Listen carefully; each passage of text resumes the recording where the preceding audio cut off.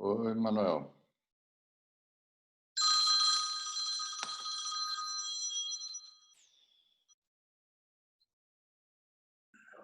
Oi, Fernando. Tudo bem? Olá, Paulo. Não precisa senha. Eu liberei. Você só clica em cima daquele número ali, amarelinho. Mandei para você, mandei tanto no teu telefone quanto no e-mail. Mas você quer que eu mande para onde agora? Eu mando de volta. Não, Servicor, foi que eu mandei. O Servicor, mandei segunda e quarta, eu acho. Não, hoje eu não mandei. Faz 2, 3 dias já que eu mandei. Olha lá, Paulo ali na pesquisa, você me acha.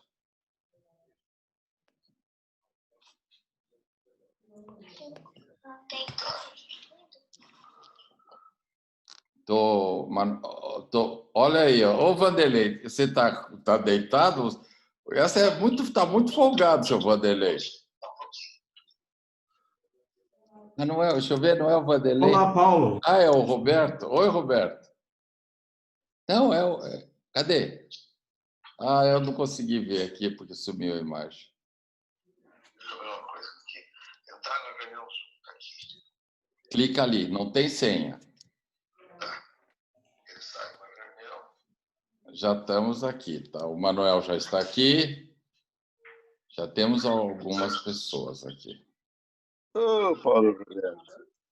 Paulo Facilitei para não dar problema. Entrou o Fernando Luquez.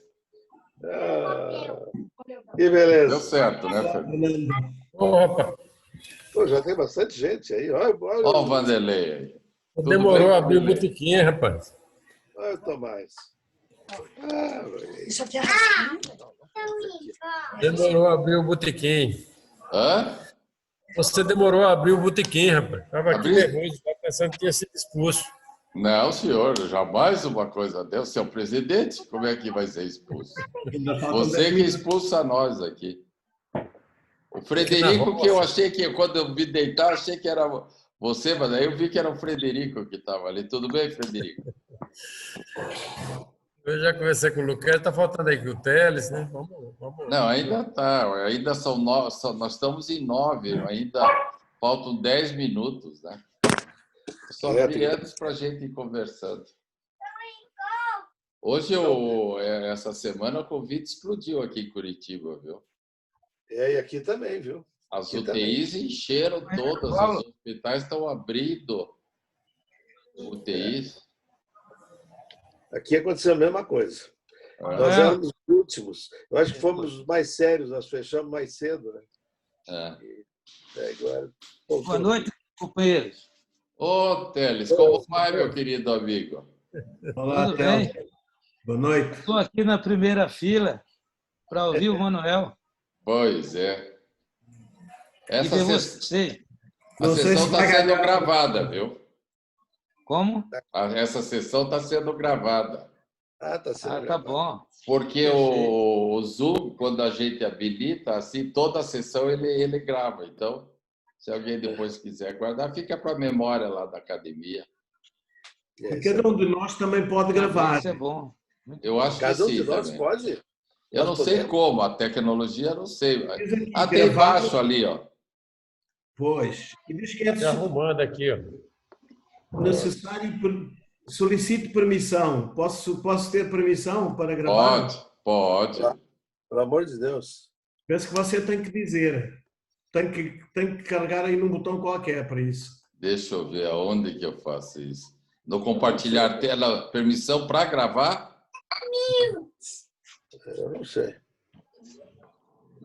Professor Enio. Oi, Enio, tudo bem? Vamos na sua posse. Tudo bom, Teles? Tudo bem. Quando é que eu tenho medo de... Posse?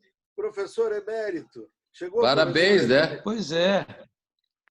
Você sabe que isso lá na escola naquele ambiente universitário de universidade federal, com filósofos, com geógrafos, tudo, você conseguir unanimidade é uma coisa realmente rara.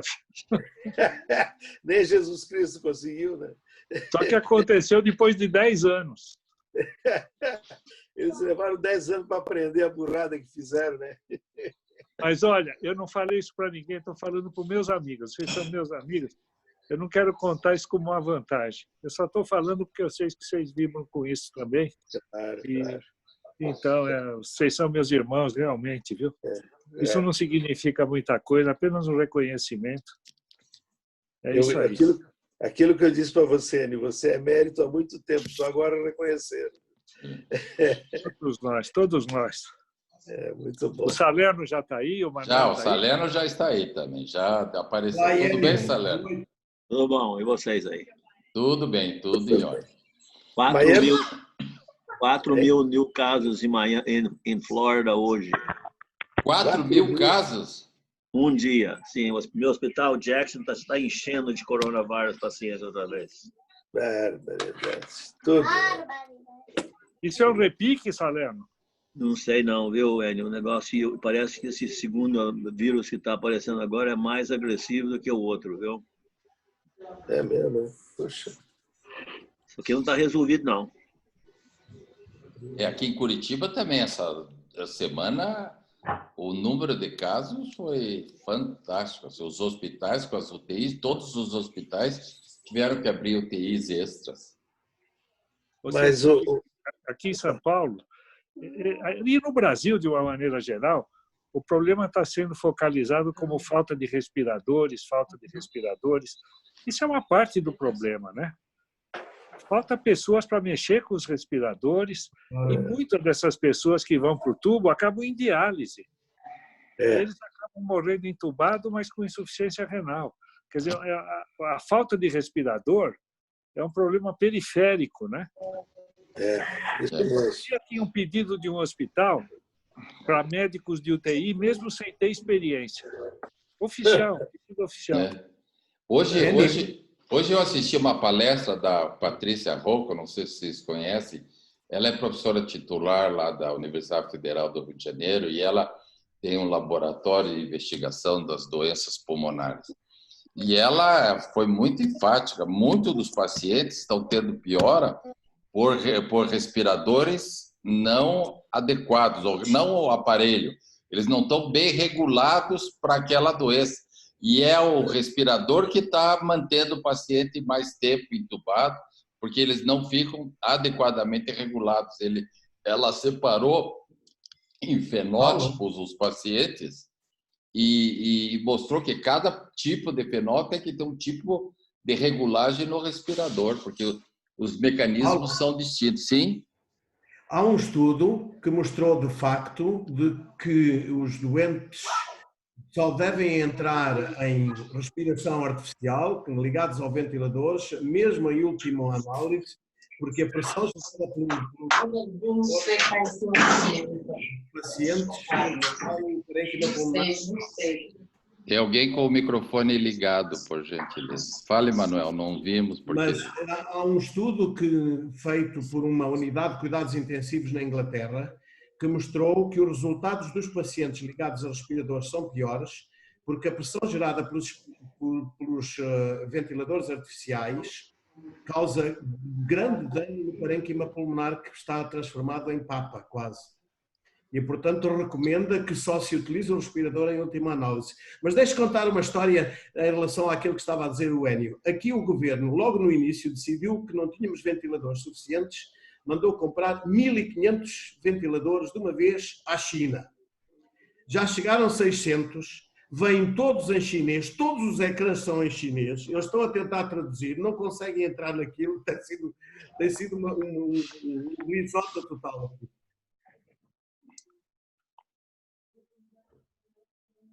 E aqui também tem estados que compraram milhares de respiradores e não chegou 10% desses respiradores, e alguns que vieram com modelos diferentes daquilo que foram encomendados. Tem tido bastante problema na verificação da importação desses equipamentos.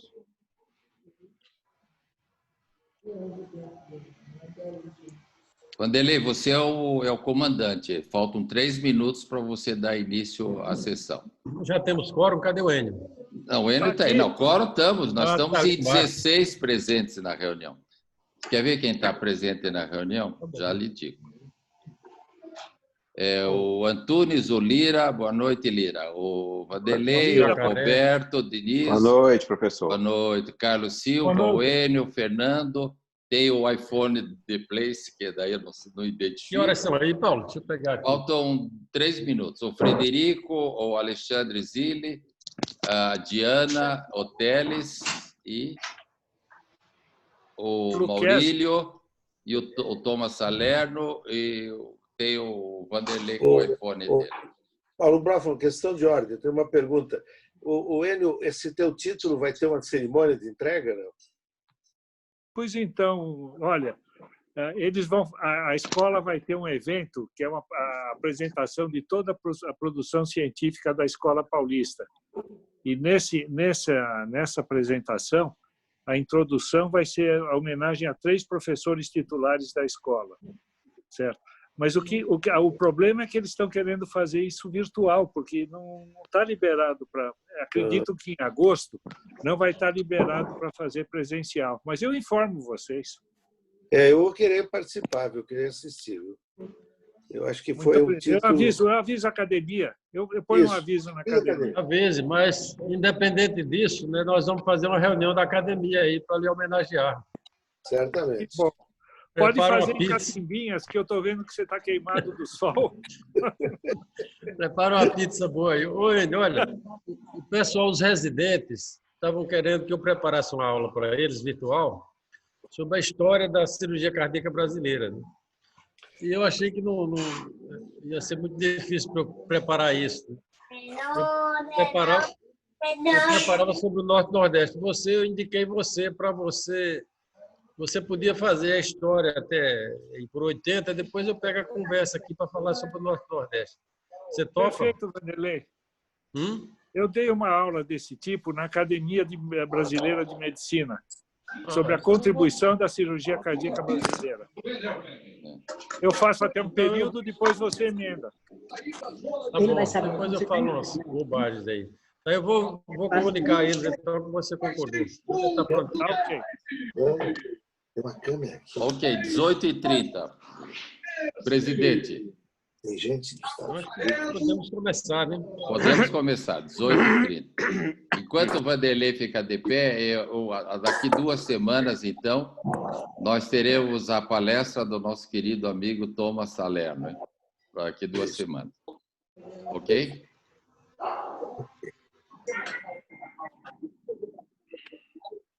Então, vamos lá, Vanderlei. Paulo, quem vai fazer a apresentação do Manuel? Faça aí uma louvação para...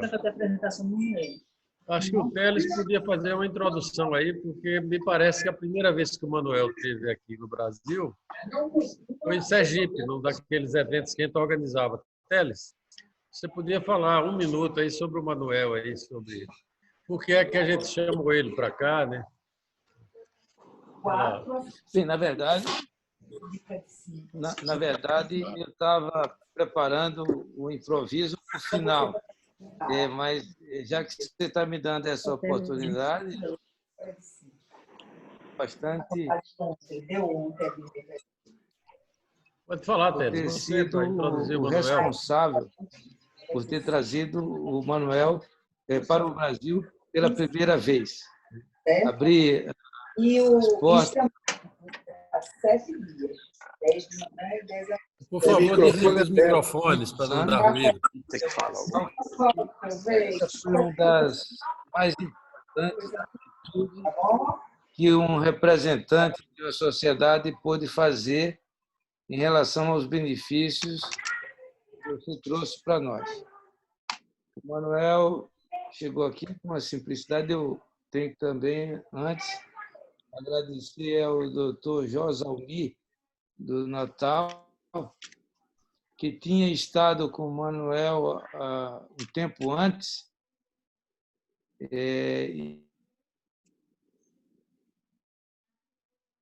Era o presidente aqui do Congresso Norte-Nordeste e atrás de um nome que pudesse pensar como a gente,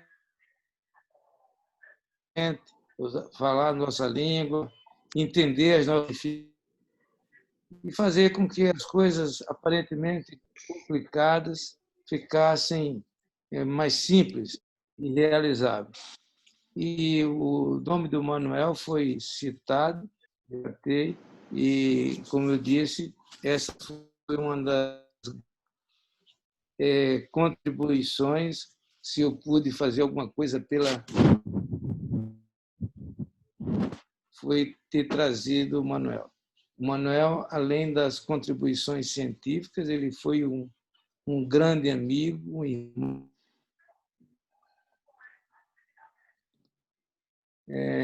convocado, eu não digo nem convidado, ele chamar ele aqui, para ele vir aqui ao Brasil, é só dar, porque ele vem, sempre esteve, e sempre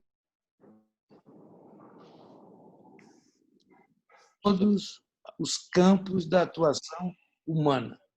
Manuel, você realmente é um patrimônio, não só da Europa, do mundo, mas é um patrimônio do Nordeste e do Brasil.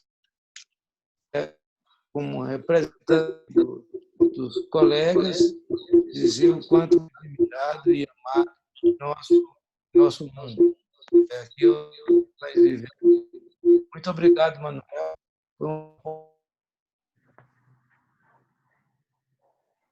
Ele conhecido. Ok.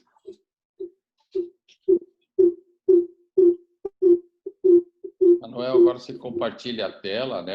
Como você quiser, né? Fica a teu critério.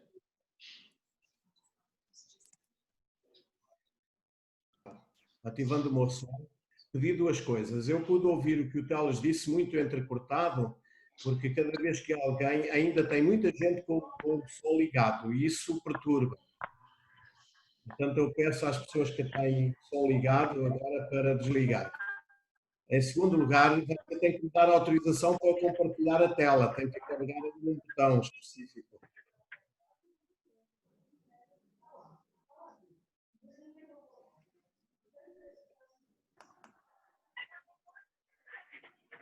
Já estão a ver? Não está sendo compartilhada ainda a tela.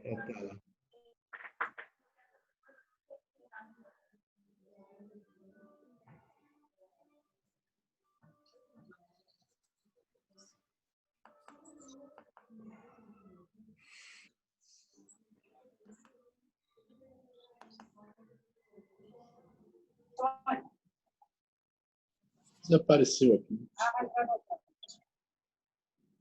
Há um problema. Eu estou a ver-me, estou a ver alguns dos outros. Paulo, está me ouvindo? Sim.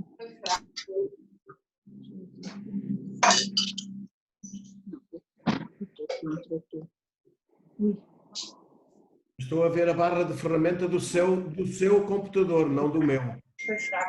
Saiu, deixa eu sair. Fez fraco o projeto.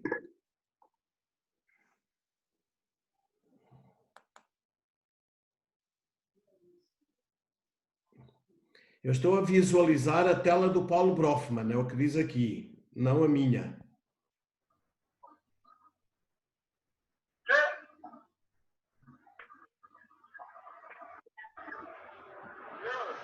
Oi. Paulo, você está ouvindo? Paulo, você tem que acertar a sua tela aí, porque ele está entrando na sua tela. É a sua tela que está a ser vista, não é a minha.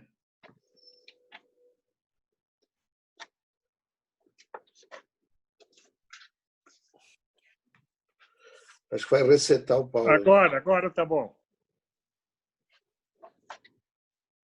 Agora está bom. Vamos ver se compartilha, né? E agora já estão a ver a minha tela? Não. Ainda não.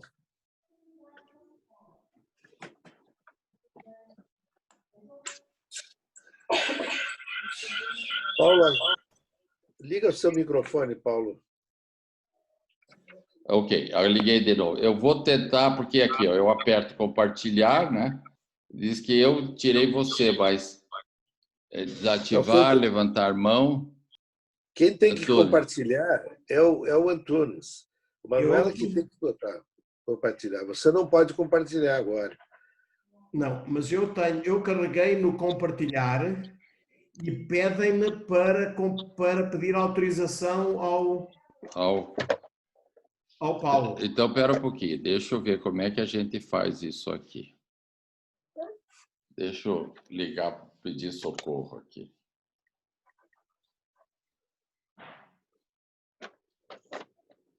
Tá, começou. Agora deu. Tá com a tua página aberta aí. Tá? Tá, só acha a tua aula aí. Aí, perfeito. Agora tá perfeito. Já está? Tá, já está perfeito. Já está. Tá perfeito. Agora sim. Pronto, então isto devia começar com o anterior, com esta, que foi o título que me pediram para dar. Eu quero, em primeiro lugar, agradecer a todos esta honra que me deram de ser o primeiro palestrante nestas reuniões da Academia. Escolhi este porque me parece que foi aquilo que na última sessão todos disseram que era para nos conhecermos um pouco mais uns aos outros. Esta é uma modificação, um resumo da minha lição de jubilação, a que eu chamei Uma Vida com o Coração nas Mãos, Dedicação, Paixão e Emoção. Desculpem interromper, estão a ouvir todos e a ver. Está tudo bem?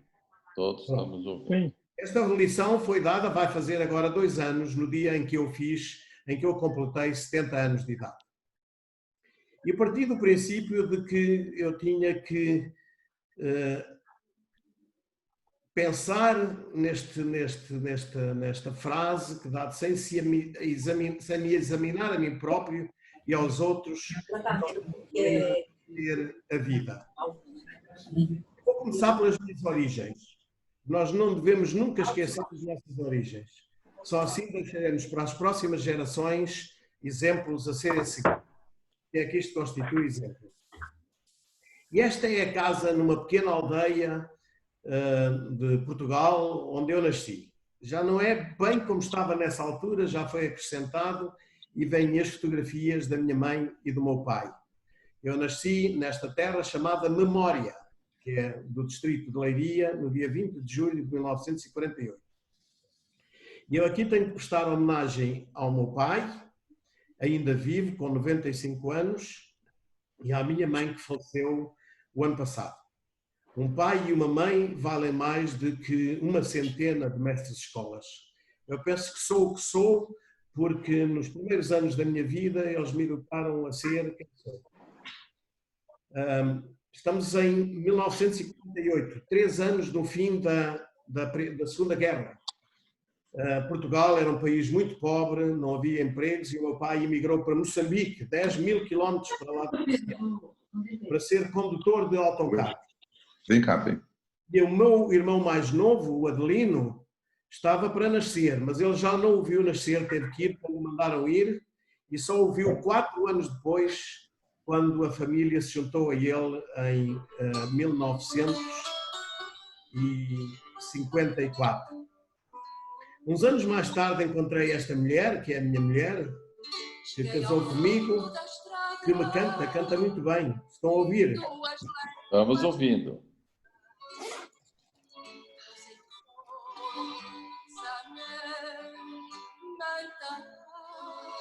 Em 16 de julho de 1972, vai fazer 48 anos daqui a um mês. E daí resultaram estes 3 filhos, a Alexandra, que tem hoje 46, a Isabel, que tem 44, e o Miguel, que tem 37. E destes veio a descendência seguinte, a geração seguinte, a Mariana, que tem 16 anos, o Duarte, que é irmão da Mariana e filho da Alexandra, ambos com 11 anos, A Carolina com 9, que é filho da menina do meio, da Isabel, filha única. E o Guilherme com 4 anos. E a mais pequenina, a Beatriz, com 16 meses, filhos do meu filho. O meu único filho, eram duas meninas e um rapaz. Aos 6 anos entrei na escola.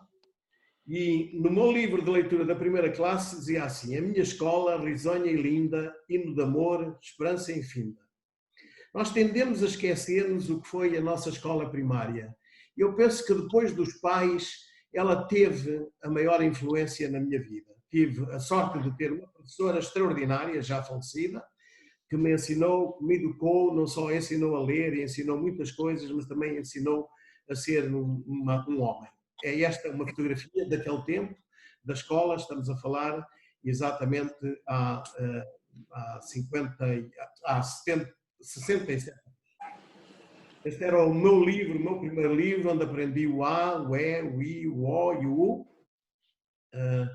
Diz o meu pai, eu não me lembro naturalmente, quando eu fui para a escola na primeira vez, já consegui ler aquele letreiro com o nome da escola. Nesse tempo, ao contrário daquilo que acontece, não sei como é no Brasil, mas aqui agora passam-se anos e anos sem haver um exame, cada um tinha um exame. Na terceira classe, eu tive que fazer um exame no qual fui aprovado com 19 valores. Em Portugal, a escala é de 0 a 20. E distingui-me, já fui o primeiro melhor aluno nessa altura, depois na 4ª classe, foi o único ano que eu fazer em Portugal. O meu pai adoeceu e tivemos que voltar a Portugal e fiz cá este ano de escolaridade única. Depois voltei a Moçambique e em setembro de 1958 entrei para o Liceu, a escola secundária, Liceu Nacional de Salazar. Foi lá que passei os 7 anos do ensino secundário, onde conheci professores extraordinários também. Eu voltarei depois a falar na importância dos mestres. Terminei o curso com 15 valores, já não foi os 19, não é? 15 valores dá 75%, e daí fui para a universidade. A universidade tinha sido fundada 3 anos antes. Eu entrei em 1965 e ela foi fundada em 1962. E por este homem, o professor Veiga Simão, que acabou por ser meu doente muito mais tarde, também já falecido, foi Ministro da Educação em Portugal, foi um homem extraordinário que fez desta universidade uma verdadeira universidade. Nós tínhamos na nossa história em Portugal uma coisa que é a Escola Médica de Goa. Era assim, para criar médicos para Goa, na Índia. Não era de médicos, era médicos para Goa. E havia um receio que estas universidades, quer em Moçambique, quer em Angola, fossem assim, e ele quis que fosse uma verdadeira universidade. Os primeiros cursos a serem criados foi Engenharia e Medicina, em 1963, o ano letivo de 63-64, aqui começa lá também, começa sem setembro e acaba sem julho, portanto cruza 2 anos de secundário, e eu entrei, como disse, em 1965-66. E este é o grupo de 52 alunos que entraram comigo na Faculdade de Medicina.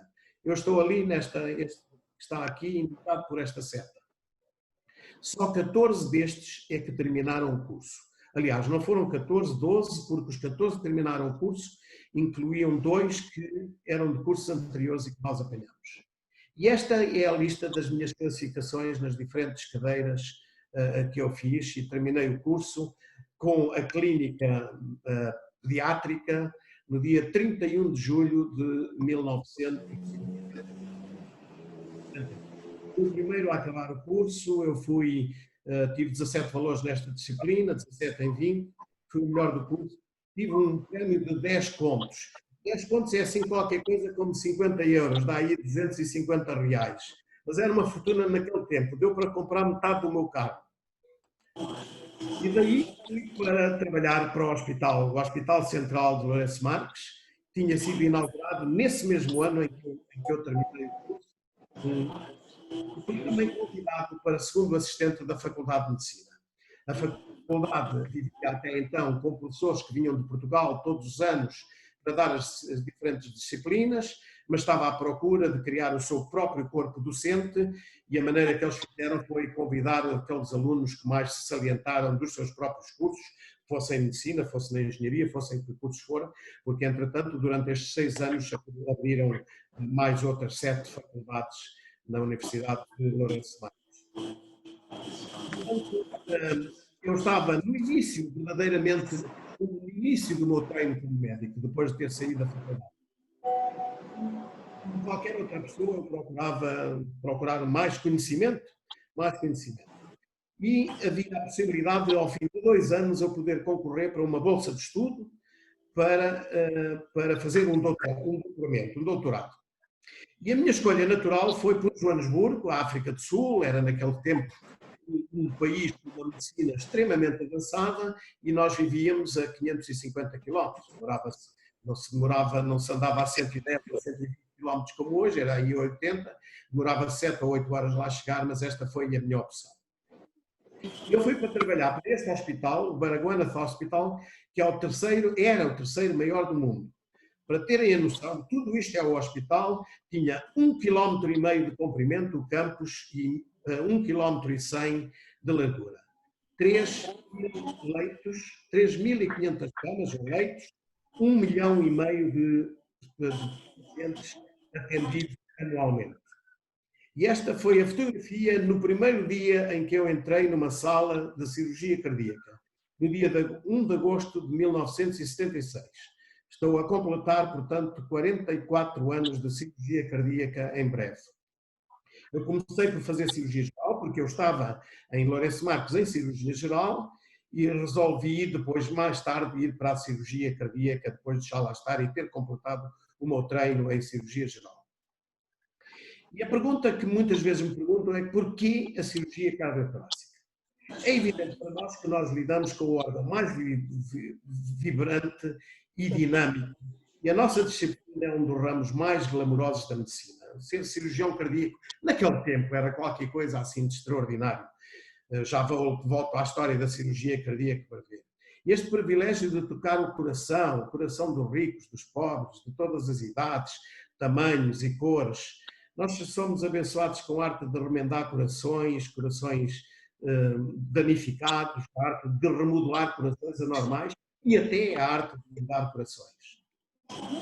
E há uma história que eu não tenho tempo para contar aqui, que foi o meu primeiro contacto com o Sr. Christian Barnard, que fez, como sabem, a primeira transplantação cardíaca em 1967.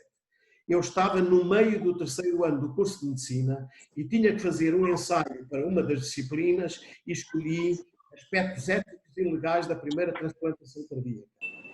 E depois de escolher o tema que foi aceito, verifiquei que não havia nada escrito sobre transplantação cardíaca. Uma revisão da literatura e não tinha literatura. De maneira que entrei em contato com este homem, depois no fim, se quiserem, eu conto a história e tenho memórias interessantíssimas dele. Visitou-me já depois de eu estar em Coimbra, já em 1990, ele visitou-me no centro, tornei-me amigo dele a partir daí. De tal modo que quando ele faleceu, o doutor, de repente faltou-me o nome, o diretor da convidou-me para escrever o obituário dele, digamos, o documento fúnebre dele, que eu escrevi e que foi publicado neste tempo. Depois, em Joanesburgo, eu fui progredindo na carreira, já lá vou, mas, entretanto, 5 anos depois de chegar, foi inaugurado este enorme, bonitíssimo, lindíssimo para o tempo, então, Hospital Académico de Joanesburgo.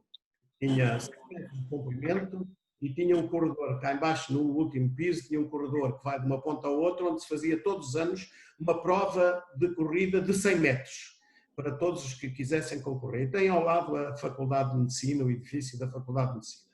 Um edifício moderníssimo. Eu, em 11 anos, eu depois regressei a Portugal em 88, mas em 86 já estava na posição de sair. Eu passei por estas 7 posições na carreira hospitalar e académica.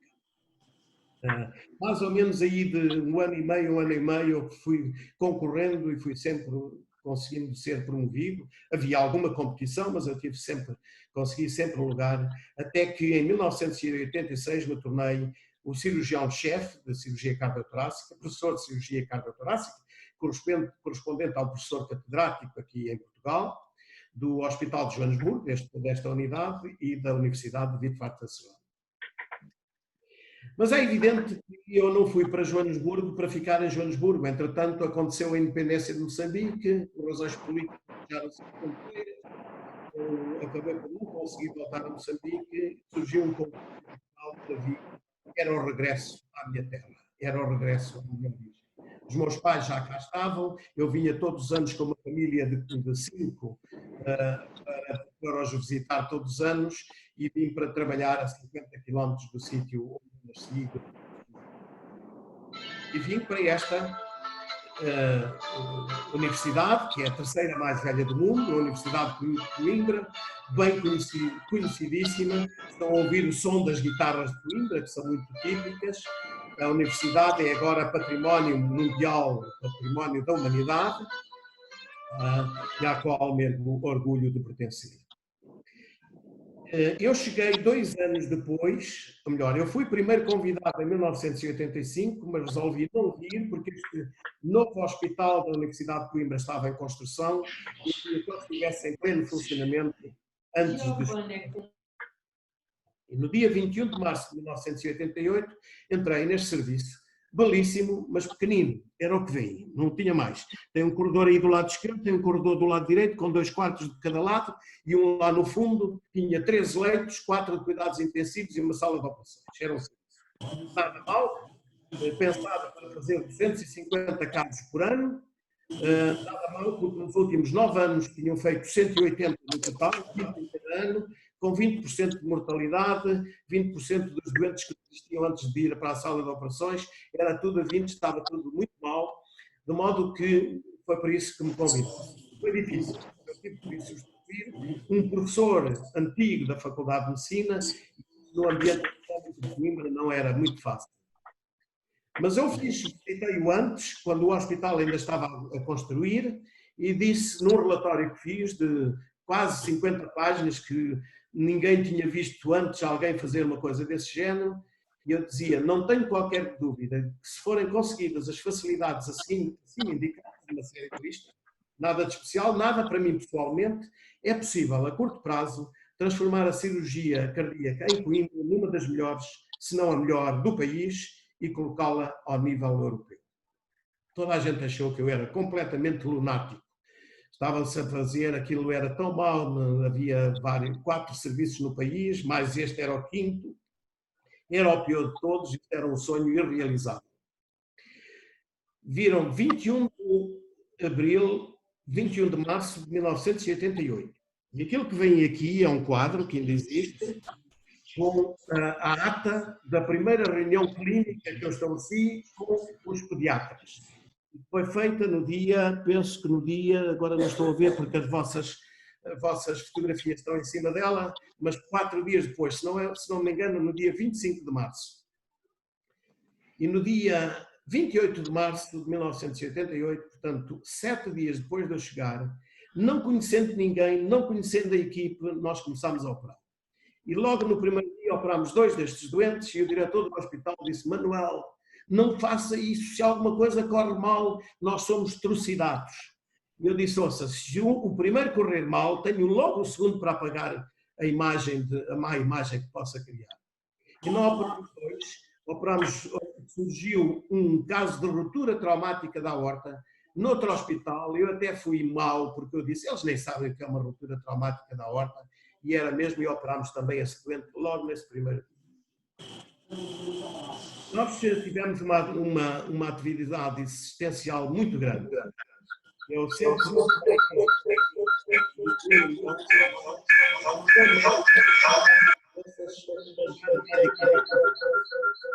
Josalmir, o teu telefone, o teu microfone está dando reverberação, Josalmir.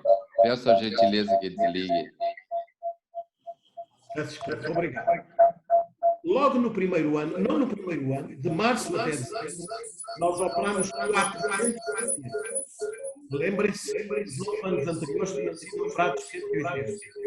Fomos a aumentar deste modo até que atingimos um patamar. Não era possível operar 1.400 aquelas instalações pequenas, tínhamos partido de paredes,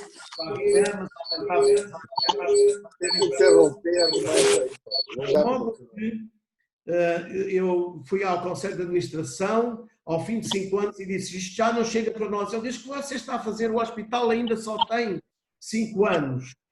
Criaram a maior quantidade de dificuldades que vinha. Eu gosto disto do Winston Churchill, que disse: o pessimista vê dificuldades em cada oportunidade, o otimista vê uma oportunidade em cada dificuldade. Quanto mais dificuldades me punham, mais oportunidades eu vinha. E desde o princípio, é a minha mão que está ali, eu trabalhei com os arquitetos e os engenheiros a desenhar um novo serviço, para o qual fui conseguir verbas ao Ministério da Defesa. Imaginem, tinha lá o ministro, era meu amigo, e de maneira que fui lá pedir-lhe ajuda para algum dinheiro para começar a construir as instalações. Todas as quintas-feiras eu tinha uma reunião com os arquitetos, com os engenheiros, para ver e para discutir os planos, e acompanhei isto desde as fundações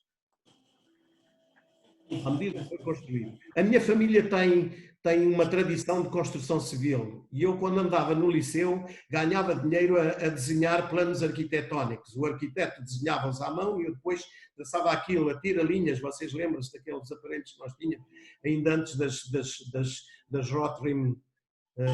E assim foi crescendo o edifício, que, enfim, nós trabalhámos com tudo. Esta aqui era a enfermeira. Estas camas não havia em Portugal importadas, mas eu desenhei-as em conjunto com uma fábrica que fazia mobília de escritório metálico, fizemos camas elétricas, preparámos tudo. Isto é pessoal do próprio serviço a fazer, e fomos nós que transferimos várias instalações, fizemos tudo.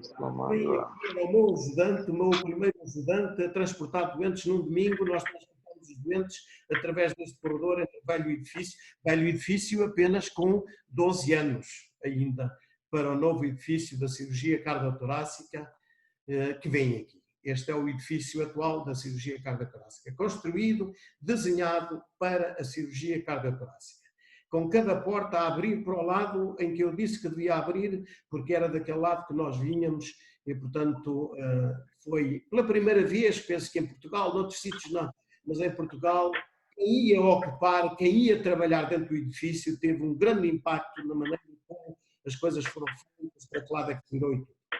E, portanto, nós a partir daí pudemos aumentar a capacidade. Evidentemente não há pacientes para continuar a aumentar, mas nós atingimos quase as 2.000 cirurgias por ano, poucos anos antes de eu sair, em 2018.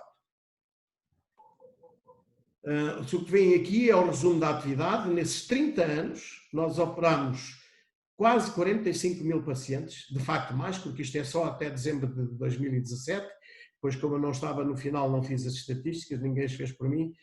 Eu poderia dizer que ainda operei talvez mais uns 1.000, operamos mais uns 1.000 pacientes, divididos entre 31.000 cardíacos e 13.600 torácicos, e vem aqui a mortalidade que temos nesse. É evidente que eu estou a falar na primeira pessoa, mas isto não se faz. Ninguém faz uma coisa destas sozinha. E, portanto, este provérbio que aplica-se muito bem. Se queres ir depressa, vai sozinho. Se quiseres ir longe, vai acompanhado.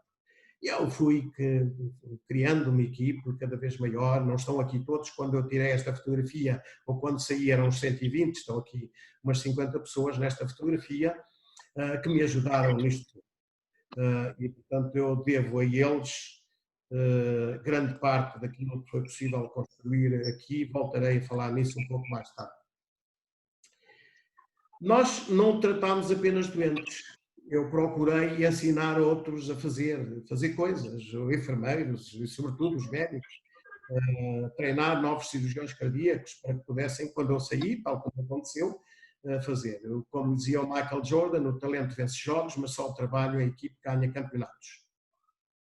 Aqui estão 2 cirurgiões que me acompanharam, ambos mais velhos do que eu, este 1 ano e meio e este quase 4 anos, e esta senhora que foi a minha enfermeira-chefe, que fez parte da equipe, foi realmente uma grande ajuda. nós formámos 29 especialistas. Em Portugal só permitem a entrada, Portugal é um país pequeno, são 10 milhões de habitantes, não são 250 milhões como o Brasil. E, portanto, só pode entrar em cada serviço um especialista, um residente em cada ano. Nós formamos 29 especialistas e quando eu saí havia outros 8 em formação. Tinha 5 doutorados e outros 2 em processo de doutoramento, à data de saída. Agora, tivemos dificuldades nisto, porque a admissão ao internato, nós dizemos aqui, à residência da especialidade, é feita através de um exame nacional em que as pessoas são selecionadas de 1 a 1500 e depois são eles que escolhem. Quer dizer, pode haver um indivíduo que não tem o braço direito porque foi amputado após um acidente e se ele quiser ser cirurgião cardíaco, não há ninguém que o possa impedir de ser cirurgião cardíaco, não é? E, portanto, vinha aquilo, eu chegava ao dia 2 de janeiro, não no dia 1 que é feriado, e vinha quem vinha e eu tinha a obrigação de fazer dele um artista. E não é possível fazer um artista quando não existe arte.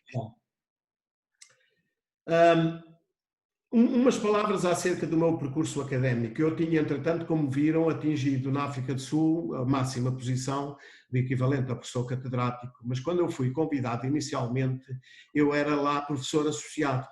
E, portanto, foi esse posto que eu disse que queria ter quando chegasse, e apesar de, entretanto, já ter passado mais além, eu acabei por ficar nessa posição. Mas logo a seguir eu tive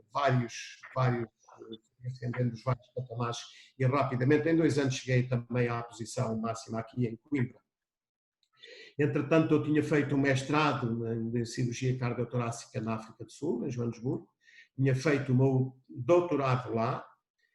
Quando vim já tinha completado o doutorado. E mais tarde, 10 anos depois, fui lá fazer uma coisa que só existe em algumas universidades anglófonas, que é o Doctor of Science, ou seja, o doutoramento sénior. Eu não sei se isso existe no Brasil, em Portugal não existe.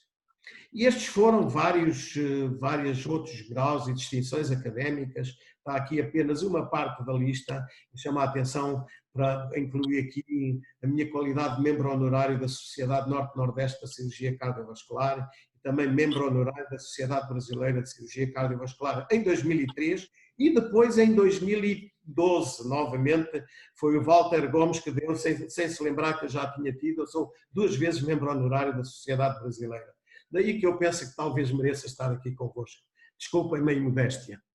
Em termos de posições académicas, estas foram as várias posições, nos vários anos, à medida que foi. E como disse, 1 ano depois de eu ter chegado, eu ascendi a professor catedrático da Universidade de Coimbra.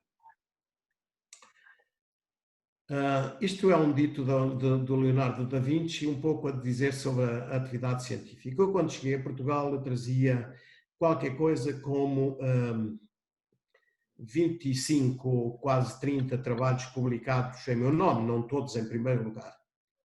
Hoje eu tenho 450 trabalhos publicados em meu nome, que foram vistos 64 mil vezes e têm 18.500 citações. Não sei se conhecem o meu queira sair da vascular, lá é muito fácil, achar só varize e pé. Não, fácil. Na verdade, eu estou fazendo... Eduardo, o teu microfone está ligado, Eduardo. Peço a gentileza a todos que desliguem mais uma vez. Desculpa, já desliguei. Não, por favor. Isso coloca numa posição cimeira de 97,5%, estão no top 2,5%, talvez alguns pertençam e podem comparar as coisas. Eu escrevi um livro que teve bastante êxito, muito antes do livro que depois o Carpentier escreveu. Ele é baseado na minha tese de doutorado, que teve este nome, Mitral Valve Repair. Teve prefácios do professor John Barlow, com quem eu trabalhei, voltarei a falar dele, e do professor Alain Carpentier, que disse no prefácio que, depois de tantas páginas escritas, se sente ultrapassado por um dos seus discípulos que escreveu um livro antes dele. Participei também na elaboração deste livro, fui um dos editores, um dos 4 editores deste livro sobre o Heart Valve Disease, publicado há uns anos atrás. Eu tenho uma atividade científica muito importante relacionada com a pertença de equipes editoriais. O Salerno sabe disso. São pelo menos 22 posições até agora e mais recentemente o facto de estar no editorial board do Journal of Thoracic and Cardiovascular Surgery, que, enfim, que é uma posição que se atinge com alguma competição. E fiz mais de 1.150 palestras e comunicações em congressos e em reuniões científicas nacionais e internacionais. Vários tipos, de vários congressos nacionais, congressos internacionais, congressos de países, congressos europeus, congressos mundiais, estive em muitos sítios. Mas sempre tive esta filosofia de que tenho 6 cérebros que me ensinaram tudo o que sei. O que, o porquê, o quando, o como, onde e quem. Eu sempre procurei que as pessoas que trabalhavam comigo fossem inquisitivas. Porquê é que é assim? Porquê é que se faz? Quando é que se faz? Como é que se faz e porquê? Isto é a base da investigação científica. A cirurgia cardíaca, como sabe, a cirurgia cardíaca moderna começou no dia 6 de maio de 1953 com a primeira cirurgia de coração aberto com circulação extracorpórea do John Gibbon. 67 anos, como viram, eu tenho 44 anos disto. Quase todos nós temos essa idade, os que estão aqui. O que significa 3/4, ou 2/3, digamos, 2/3 da história da cirurgia cardíaca. Quem participa, 2/3 da história da cirurgia cardíaca, ou de qualquer coisa, pertence à história, inevitavelmente. Eu tive a oportunidade de compartilhar opiniões, ideias e conferências e assentos lado a lado, praticamente com todos os pioneiros. Aqui uma fotografia com o Albert Stark, que foi o examinador da minha tese de mestrado, e o Alain Carpentier, que foi examinador da minha tese de doutoramento também, ele e o Floyd Loop, e que escreveu aquele prefácio no livro, como sabem. E aprendi muito com eles e já volto.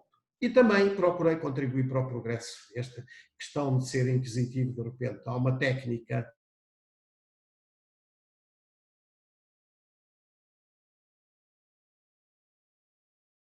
cúspide, vocês conhecem, né? Sabem qual é. Isso incluiu o desenvolvimento especial, ou de um instrumento especial para passar a cabine das igrejas. Foi um dos primeiros a escrever sobre a ruptura traumática da aorta e, sobretudo, a sugerir este método que é, mesmo que não haja uma transecção total, a melhor maneira de o fazer é separar completamente os 2 topos da aorta, talhá-los bem e depois colar um patch, e com ele aberto é muito fácil trabalhar por dentro. Isto consegue-se fazer em 15 minutos de clampagem. A descrição dos aneurismas submitrais do ventrículo esquerdo, aneurismas submitrais, e uma abordagem direta através da base do chão da aurícula esquerda. Da aurícula esquerda. Eu estou vendo um negócio aqui que começou. Transplantação. A cirurgia cardíaca, eu fiz muitos, está aqui o Enio, quem fala em cirurgia, em bypass coronário, na técnica sem CSC, fiz alguns sem CSC, fui fazendo uns quantos por ano. Nunca fui um adepto muito convencido da técnica, mas desde uma visita que eu fiz à Índia em 1988, exatamente antes de chegar a Coimbra, em fevereiro, eu vi alguém a dizer que fazia tudo sem cardioplegia. Nós fizemos 15.000 bypasses coronários sem cardioplegia, publicámos isto várias vezes, este é um dos últimos, com resultados em 8.500 doentes com ótimos resultados. Fazer bypass coronário e reparação da válvula mitral durante a transplantação, isto é um método de utilizar corações subótimos, tendo em conta a escassez de corações que há. Claro que eu fiz isto um pouco por isto, não é? Isto não é feito pelos madrugadores, é feito pelos preguiçosos que tentam encontrar maneiras mais fáceis de fazer qualquer coisa. E eu procurei sempre tornar a cirurgia o mais fácil possível. Quando nós começamos a complicar, a coisa sai errada, sai borrada, como se diz aqui. E por isso eu aqui em Portugal e um pouco por toda a Europa, e até talvez em algumas partes do mundo, eu acabei por ser conhecido por causa de algumas contribuições que fiz para a reparação da válvula. Já mostrei isto. O livro está cheio de fotografias e desenhos que eu fiz. Não há outra dúvida por não aparecer assim. Os esquemas com as minhas canetas de desenho, com os meus lápis, E fiz, tudo isto foi feito à minha mão, porque eu tinha um ótimo ilustrador na Universidade de Vitor Varta Serrano, mas ele não via o coração como eu via. Ia sempre de maneira difícil, não conseguia. Pareceu-me que esta era a melhor maneira de fazer tudo. Vamos ver uma... Manuel, desculpe um minutinho. Eu peço a gentileza, tem gente com o microfone ligado, está falando e está interrompendo um pouco a palestra do Manuel. Eu pedia mais uma vez a gentileza, veja, é no cantinho direito, na parte inferior do vídeo, tem desative o som, o interromper vídeo. É só desativar o som ali, que daí o Manuel fica com a voz mais clara. Desculpe, Manuel, te interromper. Ok, ontem eu fui à página da PubMed e pus lá Antunes, MJ e mitral, e eu tenho 80 trabalhos publicados sobre a válvula mitral, ou que têm a palavra da válvula mitral, algumas em associação com outras coisas. Mais recentemente são mais editoriais, comentários editoriais, tenho escrito para o Journal of Thoracic and Cardiovascular Surgery.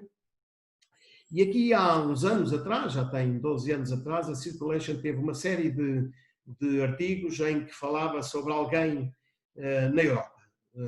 Alguém na área da cardiologia, nem era cirurgia cardíaca. E uma vez calhou-me a mim, num dos números, uma entrevista feita por eles, em que eles vão à procura desta informação que tenho estado a dar-vos um pouco. Não me perguntavam muito sobre cirurgia cardíaca ou sobre cardiologia, mais sobre a minha vida pessoal. Eu tirei de lá esta frase que eu acho que é muito importante e que eu costumo dizer sempre para os nossos residentes. Se queres ser médico, assegura-te que estás preparado para dar a tua vida aos doentes. Depois estuda, trabalha. Se não tens tempo para isso, não tentes tornar-te cirurgião cardíaco. Eu acho que isto tem muito trabalho aqui e tem um pouco de sorte. Eu disse que eu passei, em 11 anos, passei por 7 posições diferentes na carreira na África do Sul, também ajudado pelo facto de quem estava a ocupar aqueles lugares saiu e eu estava lá e consegui ocupar o lugar a seguir. Mas eu voltarei a falar da sorte um pouco para diante. Quando eu cheguei a Portugal... Quando eu cheguei a Portugal, em 1988, a transplantação cardíaca tinha sido aqui iniciada em 1986. Estavam-se a fazer, nestes 3 anos, 3 equipes se tinham formado, 2 em Lisboa e 1 no Porto.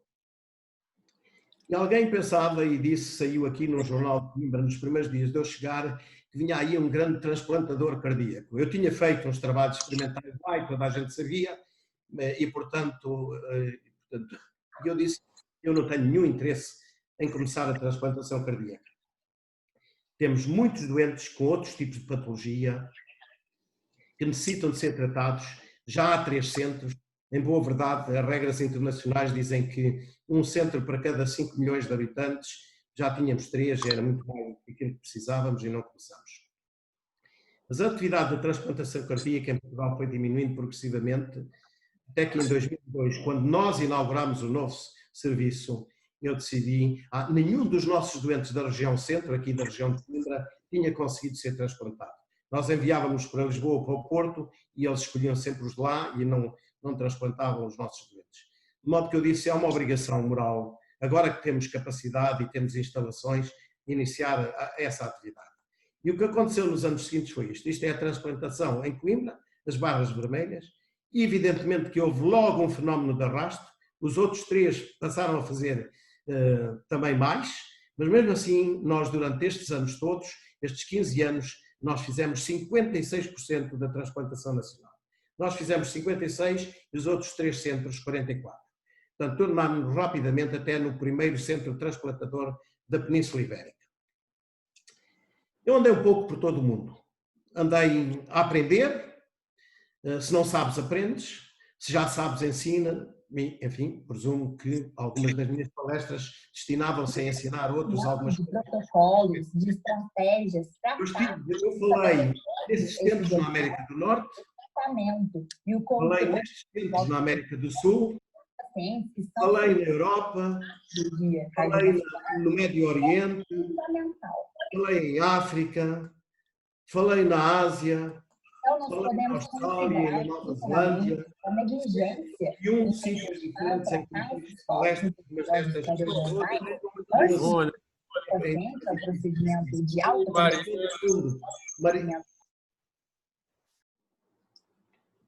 de modo que procurei sempre transmitir aquilo que sabia. Está aqui, por exemplo, uma fotografia feita há 2 anos em Goiânia, no congresso, quando foi em Goiânia, no Brasil. Estava a fazer uma demonstração num dos modelos criados pelo nosso amigo e com a atenção dos brasileiros. Eu não agradeci, porque depois vem esta coisa dos telefones ligados, hotéis, a apresentação que ele fez. Eu criei durante estes muitos anos uma grande amizade, eu diria muito mais que amizade, até amor, enfim, pelos colegas brasileiros, voltarei a falar. E fiz cirurgias de demonstração nestes 28 sítios que vêm aqui, marcados a amarelo, que agora caíram aqui em cima, normalmente sobre a reparação mitral. Estamos a falar de cirurgia ao vivo, como sabem, no Brasil, em vários sítios que já fiz isto.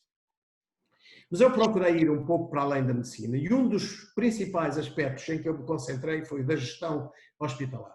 Eu, quando cheguei, vindo de um país que tinha um modelo que era um misto de britânico e americano, onde cada peça caía no seu sítio, eu cheguei a um país latino, como é Portugal, típico, em que era tudo desorganizado. Cada um fazia aquilo que queria, cada um virava para o seu lado, e de maneira que eu dediquei muito. Um cientista português, um médico português, Evaldo Salazar, dizia que quem só sabe de medicina, nem de medicina sabe. Em 2001 eu escrevi este livro chamado A Doença da Saúde. Serviço Nacional de Saúde, Ineficiência e Desperdício. Isto quase me valeu a demissão, porque eu dizia mal do Serviço Nacional de Saúde, que não estava organizado, mas dava exemplos. Nas últimas páginas tinha 50 pontos diferentes do que eu pensava que era preciso fazer para transformar o nosso Serviço Nacional de Saúde num dos melhores do mundo. Houve quem achasse que eu estava a correr para a cadeira do Ministério, houve quem não gostasse. A Ministra da Saúde, na altura, disse à frente do reitor da minha universidade que se tivesse estado ao pé de mim no dia do lançamento do livro me batia. Eu depois, um dia, encontrei-a também à frente dele, olhei para ela, ela era metade, eu sou baixo, mas ela era metade da minha altura, olhei assim de cima para baixo e disse que era preciso que a senhora tivesse força para isso. E mais, eu vou estar aqui muitos anos e a senhora vai estar mais uns meses no Ministério, e foi isso que aconteceu. Mas a Doença da Saúde teve 5 edições aqui, teve um êxito enorme, não foi escrito para médicos, foi escrito para o público em geral e mostrava os meus pensamentos sobre a saúde. E foi prefaciado pela doutora Leonor Beleza, que era a Ministra da Saúde na altura em que eu vim e que aprovou o plano todo que levou à minha vinda para Coimbra. E ele, entre outros comentários, dizia que isto era assim, não apenas, nem sobretudo porque os meios são escassos, mas sim porque aumentar apenas os meios, como se tem feito, só leva a que aumente a dimensão dos erros. Mais do mesmo, se o mesmo é mau, é mais do mau. 20 anos depois, isto foi publicado em 2000, em janeiro de 2000, 20 anos depois, nenhuma daquelas medidas que eu preconizava foi posta, isto é, não foi feita nenhuma reforma estrutural que valesse a pena. E, portanto, nós continuamos a ter um serviço que é bom, comparado com muitos outros no mundo. Ele tem um problema que é a universalidade, qualquer pessoa tem acesso fácil a ele e tudo, mas podia ser muitíssimo melhor. Esta doutora Leonor Beleza criou uma coisa que se chama o Centro de Responsabilidade. O Centro de Responsabilidade é uma espécie de pequena autonomia dentro do hospital. O serviço torna-se autónomo, discute o seu orçamento no início do ano económico e depois o diretor tem liberdade para, dentro das regras de contratação e compras gerais do Estado, obviamente, mas para fazer o que quiser. Se eu tiver feito um contrato que me permitia contratar mais 5 enfermeiros, mas preciso de mais 2 médicos, eu tenho essa autoridade para fazer. Isso, houve um segundo plano, o meu foi criado como Centro de Responsabilidade de Cirurgia Cardiotorácica. Nós temos uma página temos, ainda temos, agora não é minha, na internet, que está nesta URL, universidadecoimbra.pt/CCT, onde tem, enfim, várias coisas, entre eles os relatórios anuais, que podem consultar quando quiserem. Quem supera a crise supera-se a si mesmo, mesmo sem... Não consigo perceber a palavra que está por trás da vossa fotografia, do Paul Brofman. Sem ficar superado. Quem culpa a crise pelos seus fracassos e penúrias, violenta o seu próprio talento e honra mais os problemas do que as soluções. Eu sempre procurei encontrar soluções e não dar desculpas. Nunca ninguém no hospital disse nós não podemos fazer mais porque o hospital não deixou ou porque não tínhamos coisas. Quando não tínhamos camas, arranjámos maneira de construir um novo edifício. Isso é importante, porque as pessoas, eu vejo muitas vezes as pessoas desculparem-se com tudo o que está à sua volta e a culpa nunca é dos próprios. E, portanto, isso não faz parte da minha. E esta minha atitude mereceu várias citações e vários prémios.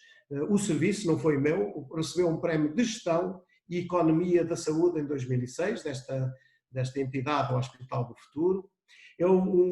A Associação Portuguesa de Engenharia e Gestão em Saúde deu-me este título de médico gestor top excelência, e com esta justificação muito se escreveu sobre as virtudes e defeitos do modelo de centro de responsabilidade na administração pública, mas só por si o facto da experiência de Coimbra se ter mantido e consolidado ao longo dos anos é notável.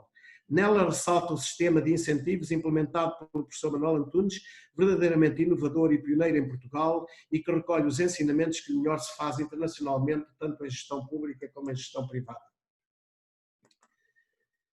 A Associação Industrial Portuguesa deu-nos este diploma, que é dirigida ao Centro de Cirurgia Cardiotorácica e seus dirigentes, quadros e trabalhadores pela qualidade da gestão e fatores determinantes da produtividade. E perguntarão assim, porquê é que a Associação Industrial Portuguesa tinha que ver, ou o que é que tinha que ver com o Centro de Cirurgia Cardiotorácica de Coimbra? Eles foram à procura de 12 exemplos de indústrias portuguesas que que salientavam pela sua metodologia de gestão. E não sei como, confesso que ainda hoje não sei como, eles vieram ter comigo e dizer assim, nós gostaríamos de pôr aqui um serviço do Estado, não uma empresa particular, mas uma empresa do Estado, um serviço do Estado que pudéssemos comparar. E olhámos à volta e viemos ter consigo. E foi publicado neste livro e tem lá um capítulo sobre o serviço de cirurgia cardiotorácica. Mas mais do que eu recebi o prémio de mérito de gestão dos serviços de saúde da Ordem dos Médicos em Portugal, mas o que mais me impressionou foi este senhor, Ministro da Saúde, que nesta entrevista ao jornal defendia a manual antonização dos serviços. Foi assim que ele utilizou. Este é um neologismo que ele utilizou. Ele achava que a maneira como a gente geria, como eu geria o serviço, devo dizer uma coisa aqui, com mão de ferro, não é? Com pulso. Não sou propriamente um democrata, mas também nunca tive que bater em ninguém.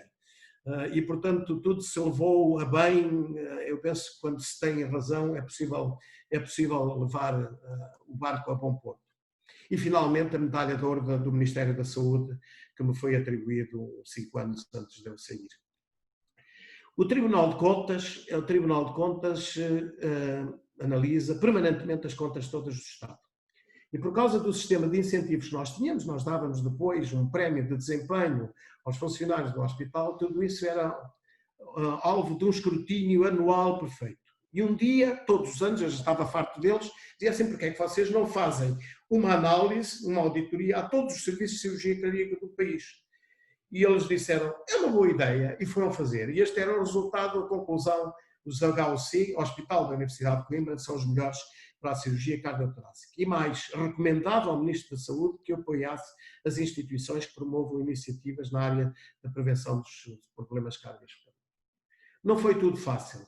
Isto num simpósio sobre a gestão intermédia que eu fiz em Coimbra, com vários oradores internacionais, gestão da saúde, eu disse que parece doer muito passar responsabilidades, porque parte da nossa autonomia tinha que ser delegada pelas direções dos hospitais. E cada vez que mudava uma direção ao hospital, perde-se essa delegação de competências. E, portanto, eu passei anos e anos à espera que depois o novo diretor viesse e passasse outra vez, restaurasse o processo, e foi muito difícil. Penso que fomos tão longe quanto nos deixaram, mas poderíamos ter ido mais longe se nos tivessem deixado. Isto parece contradizer um pouco aquilo que eu disse há uns minutos atrás, mas de facto não pensem que isto foi fácil durante estes 30 anos fazer isto. É conhecido que nós temos o serviço, faz missões humanitárias, sobretudo em Moçambique, onde nós, como disse, a 10.000 quilómetros de distância, é um bocado mais ao sul, é mais ou menos na mesma latitude que Porto Alegre ou qualquer coisa assim.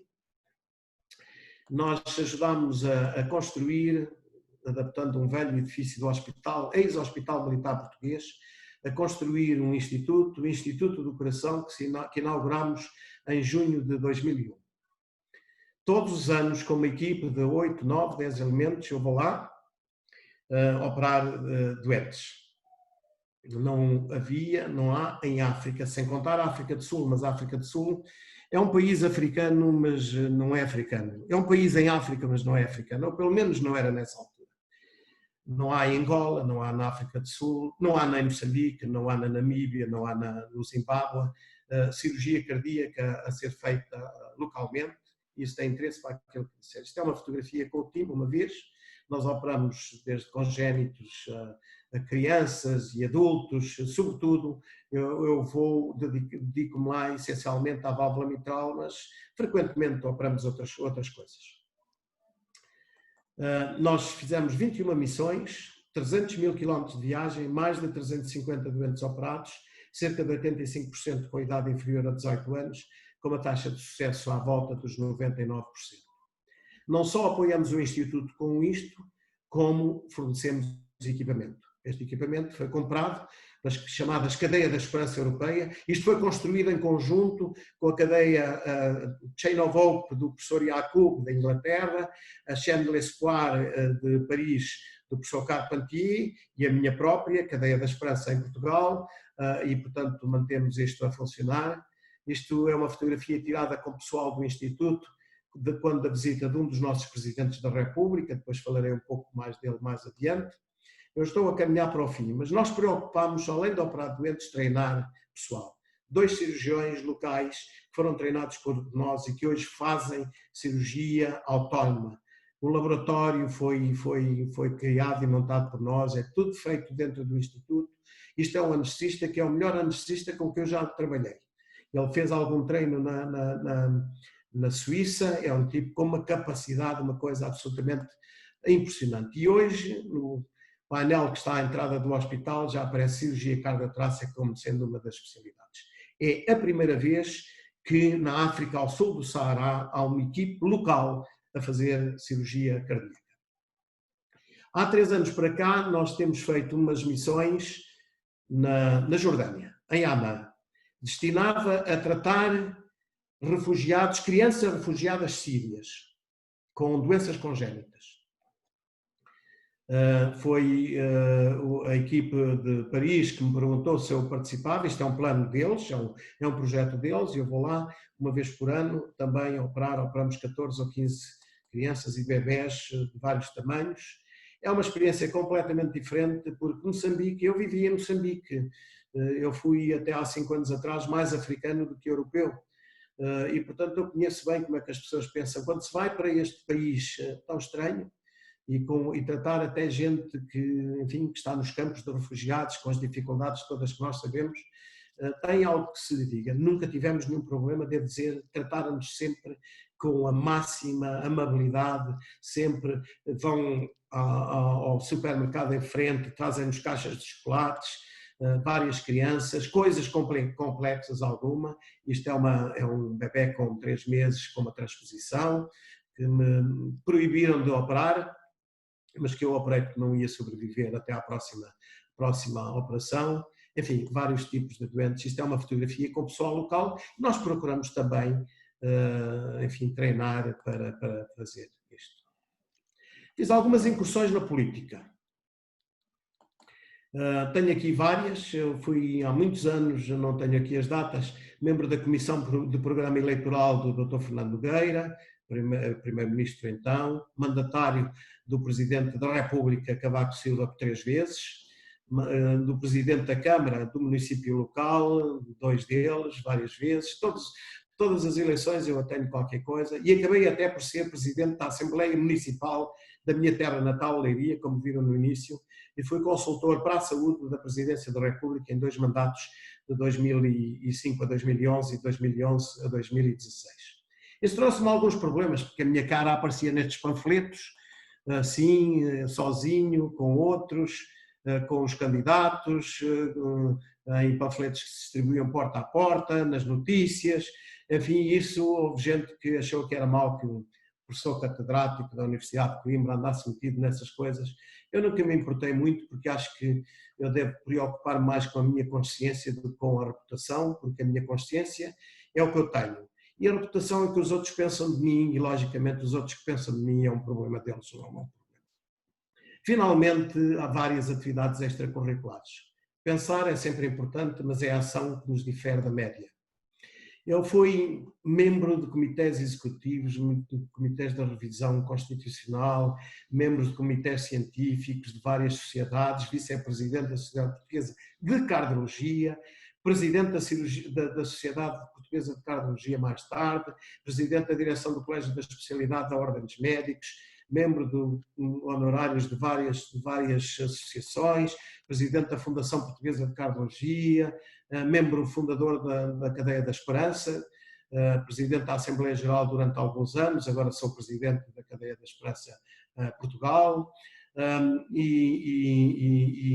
enfim, muitas coisas. Continuo, as listas são intermináveis, agora sou presidente de várias associações, da Associação de Cardiologia Médico-Cirúrgica do Centro, da Cadeia da Esperança, como já disse, fui presidente da Academia Nacional de Medicina de Portugal, enfim, várias coisas, procurei integrar-me sempre naquilo que se passava e contribuir para aquilo que era possível. E, para além daquilo que já fiz, recebi vários prémios que não tinham que ver diretamente com a medicina, mas com várias coisas. Estes são 2 das mais altas condecorações do país, a Ordem do Infante Dom Henrique e a Ordem da Instrução Pública, é a Grande Cruz. Portanto, é o grau mais elevado e tenho vários prémios, estão todos aqui, eu não vou enfim, agora enumerá-los porque seria muito exaustivo. A população da minha terra, da Memória, nomeou o Centro de Saúde da Memória com o meu nome. E depois de eu sair, o edifício que eu tinha construído, ajudado a construir, passou a chamar-se Edifício Professor Dr. Manuel Antunes. É mesmo para terminar, aqui eu não queria terminar sem deixar um tributo aos mestres. Vítor Hugo dizia: admiremos os grandes mestres, mas não os imitemos. O professor Linhares Furtado é um urologista. Foi meu professor de cirurgia geral. Foi ele que me convidou para assistente da faculdade em Lourenço Marques. Um dia eu fui pedir para ir a uma sala de operações, estava no 4º ano de medicina, ele deixou-me ir e ele estava a operar um tumor da bexiga, que ele era mais extenso do que ele pensava, arrancou a bexiga, arrancou 1 metro de intestino, abriu aquilo às tiras, fez como uma bola de basquetebol, fez uma nova bexiga. Eu disse assim: eu um dia quero ser como este, talvez até melhor do que este. Pensei assim, não se consegue, porque era um mestre. O diretor do Serviço de Cirurgia de Joanesburgo, o cirurgião com quem eu trabalhei durante 15 meses, um homem extraordinário de origem francesa, o André Giraud. Eu não sabia inglês quando fui para a África do Sul, tentei falar com ele em francês, não me permitiu. Ele disse: não, ensino-te aqui, e se não acenderes aqui, arranja-me uma namorada que fala inglês, que aprendes rapidamente a falar inglês. Eu sabia que eu era casado, não podia. O professor John Barlow, não vale a pena falar, eu já falei tanto do professor John Barlow, foi uma pessoa extraordinária, um dos melhores, para mim, um dos melhores cardiologistas que o mundo alguma vez teve. O professor Robin Kingsley, que foi o meu chefe da cirurgia cardíaca e quem eu substituí quando ascendi à posição de diretor. O professor Floyd Luke, na altura presidente da Cleveland Clinic, e que foi também um dos examinadores da minha tese. O professor Cristiano Barnard, depois poderemos falar nele, e o professor Alain Carpentier e Magdi Yacoub, com quem eu trabalhei mais em conjunto. Eu aprendi com o Carpentier a patologia mitral e outras coisas com o Magdi Yacoub, e estão marcados a vermelho porque, a meu pedido, a Universidade de Coimbra concedeu-lhes o título de doutores honoris causa numa mesma cerimónia. Aliás, o professor Zerbini e o professor Jatene também receberam o mesmo grau na Universidade de Coimbra. Eles ensinaram-me, trabalha muito. Eu já falei atrás, trabalha. Se alguma coisa errada te acontecer, trabalha mais. Mas não importa o quanto trabalhes, algumas coisas ainda sairão erradas. Portanto, trabalha ainda mais. Como disse, eu tive sorte. Em vários momentos da vida, eu tive sorte a ver alguém que tentou fazer cirurgia cardíaca em Coimbra e não sabia fazê-la, e, portanto, se ele nunca tivesse iniciado cirurgia cardíaca, se calhar nunca teria havido cirurgia cardíaca aqui, mas já que havia, foram buscar a mim. Eu tive sorte, não tenho dúvida disso. Mas, como dizem gente muito conhecida, quanto mais me esforço, mais sorte pareço ter. E o único lugar onde o sucesso vem antes do trabalho é o dicionário. Se eu pudesse voltar atrás, é a pergunta final que eu faço a mim próprio e que muitos me fizeram. Mesmo que eu pudesse voltar atrás, não adiantaria. Os erros que cometi são para serem lições de vida e por isso lhe chamei este nome a esta palestra. Sei apenas que voltaria a escolher os mesmos destinos, contudo, agora com a ajuda da GPS, agora toda a gente usa o GPS, tentaria novos, talvez menos rugosos caminhos. De facto, se eu pudesse voltar atrás, não teria graça nenhuma, pois eu já saberia o final. Iria pelo mesmo caminho, iria para o mesmo destino, saberia o final. Eu agradeço a todos quantos me ajudaram nesta caminhada e neste grupo. Eu não quero esquecer, isto foi uma fotografia tirada na última lição, não estão aí todos os que me estão a ouvir, mas eu não quero esquecer os meus muito amigos, irmãos cirurgiões cardíacos brasileiros que me têm acarinhado praticamente desde o início da minha vida académica e cirúrgica. Muito obrigado. Muito bem, Manuel. Até faltou fôlego aqui para a gente comentar. Cadê a palma, rapaz? Mas vamos aplaudir todos aí. Vamos aplaudir. Muito obrigado. Eu peço desculpa. Isto, no fim de contas, foi uma exaltação à minha própria personalidade, mas pareceu que foi para esse caminho que nos indicava, não é? Mas isso que você apresentou realmente o título teu foi perfeito, né? Uma lição de vida, né? Mostrando que o cirurgião cardíaco ele não se envolve só com a cirurgia, né? O cirurgião cardíaco acaba se envolvendo com todas as coisas que estão ao redor dele e a grande maioria de nós também acaba se envolvendo com as estruturas hospitalares, né? Quer dizer, a gente não se atém só exclusivamente ao ato cirúrgico. E boa parte também de nós fica envolvida na academia, né? O que permite Paulo, também que a gente tenha. Sim, Paulo, sim, pode. Eu gostaria. O Manuel é um querido amigo desde a época que estava em Joanesburgo, e eu lembro uma vez na Itália, num simpósio do Dr. Parenzan, caminhando para ir jantar na casa dele, disse: Manuel, saia da África do Sul e vá para Portugal, porque a sua terra, lá você vai ser rei. Já tinha passado a monarquia no país.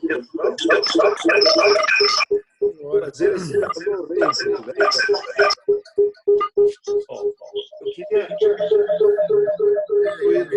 Foi estranho. Vocês ouviram o que eu falei, não? Bom, eu queria... Tem alguém com o telefone, com o microfone ligado? Consegue ver aí? Tem mais gente com o telefone.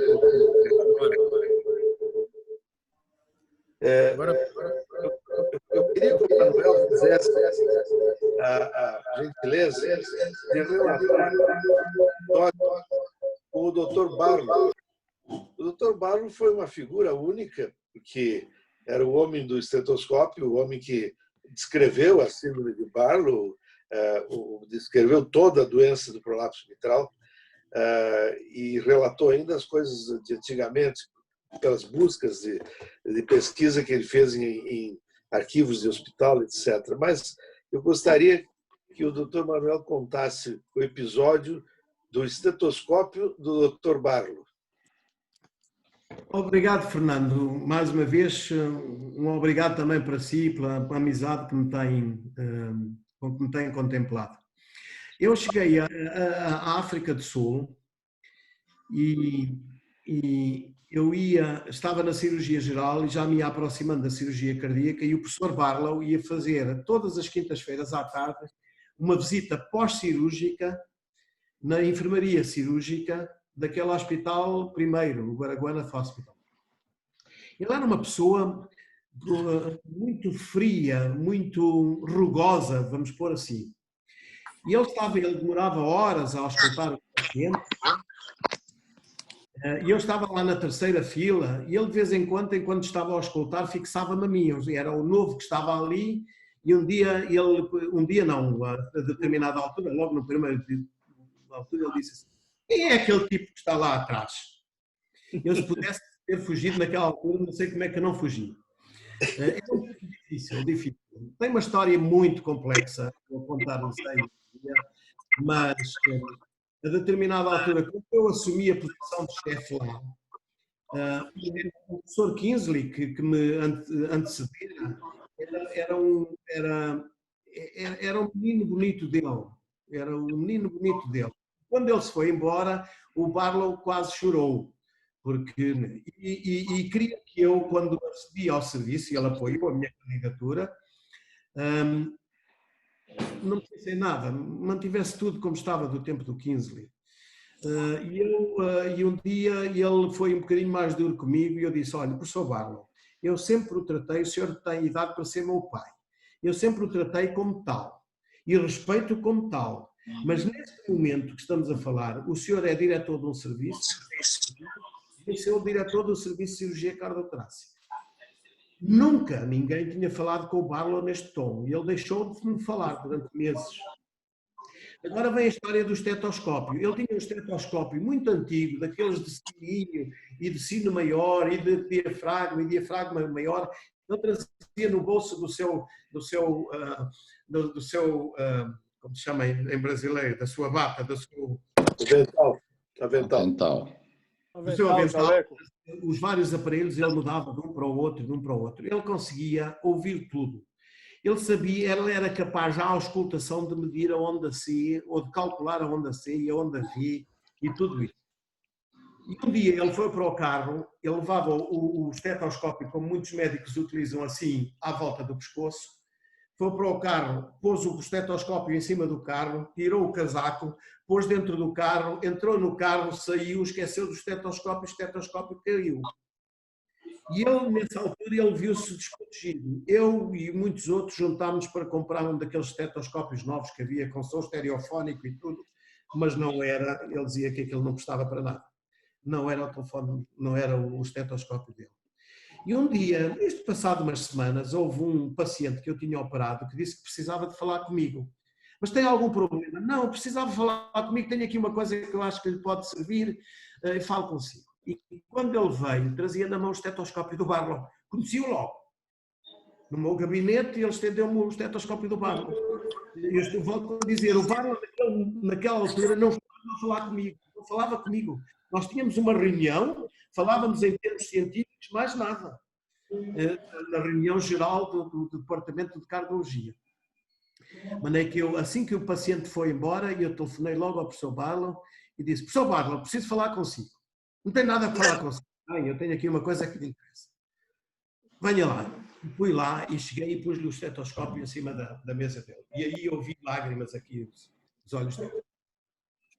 Voltou a falar comigo e voltou. Mas eu chamo a atenção para todos que eu escrevi um artigo contando esta e outras histórias do professor Barlow, tem 4 ou 5 páginas, na Revista Mexicana de Cirurgia Cardiovascular, Cirurgia Cardíaca, e também vai sair na Revista Portuguesa de Cardiologia, o mesmo artigo. Mas isto está online. Se procurarem a Revista Mexicana de Cardiologia, foi-me pedido por eles para escrever, eu sou editor associado da revista, e está lá o artigo. Eu aconselhava a ver, se quiserem eu mando para o Paulo Brofman, ele depois, eu não tenho os e-mails de todos, ele depois envia para todos o link do artigo. Talvez fosse melhor. Passa para o Paulo assim, e o Paulo nos passa. Vale a pena, porque eu conto também a história da descoberta do síndrome de Barlow e do que é que o síndrome de Barlow significa, porque o que ele descreveu não foi a doença de Barlow, foi o síndrome de Barlow, que é uma coisa diferente. E as confusões que se criaram, isto está lá tudo no artigo. Você chama a atenção para isso se quiser, está bem? Paulo? Paulo, sim, é o sim, estou ouvindo. Olha, alô? eu preciso me manifestar sobre o Manuel. Sim, pois não, Enio. Conheci o Manuel há muitos anos atrás, muitos anos, não sei quanto, a memória não me deixa lembrar, mas a gente tinha esse conceito dele. Essa apresentação somente aumentou o respeito e a admiração que nós temos pelo Manuel. Sempre foi um profundo respeito. Eu acho que foi extraordinário. E se isso tiver gravado, em uma de reunião dos residentes, eu vou me permitir apresentar uma lição de vida. Eu achei extraordinária a apresentação do Manuel. Um grande abraço, meu amigo. Muito obrigado, Enio. Eu penso que foi em 1985 que nós nos vimos a primeira vez. Já lá vão 35 anos. Foi a primeira vez que eu visitei São Paulo. Fui visitá-lo e penso até que o encontrei lá na própria faculdade. Isso mesmo, foi isso mesmo. Vanderlei, nosso presidente, quer falar alguma coisa? Caiu a ligação, não a história. O Manuel é verdadeiramente extraordinário, né? Como ele falou, é muito importante a gente repetir isso, né? Convidando os residentes todos. Viu, esse convite que a gente recebeu para falar sobre a história da cirurgia cardíaca, vamos sugerir que o Manuel apresente esse memorial dele lá. E essa lição, a gente tem que estudar a vida inteira, trabalhar cada vez mais. Isso não acaba nunca, né? Eu imaginei que quando eu chegasse com a minha idade, eu ia chegar mais cedo em casa, ia chegar mais tarde no hospital, e é o contrário. As coisas só pioram, entre aspas, né? Porque a gente faz o que gosta, que é uma coisa extraordinária, né? E eu tinha pedido, caiu para o Rui, acho que o Rui saiu aí do grupo, né? Para ele falar um pouco aí, porque ele é mais conterrâneo do Manuel do que a gente. Ô, Vanderlei. Oi, diga, Manuel. Vanderlei, eu não consigo agora ligar o meu microfone. Está ligado ou desligado? Está ligado. Está ligado, nós estamos ouvindo. Está ligado o seu microfone, sim. Então, o meu ecrã mudou depois de eu acabar de tirar a lição, não sei o que é que passa. Mas o seu microfone está...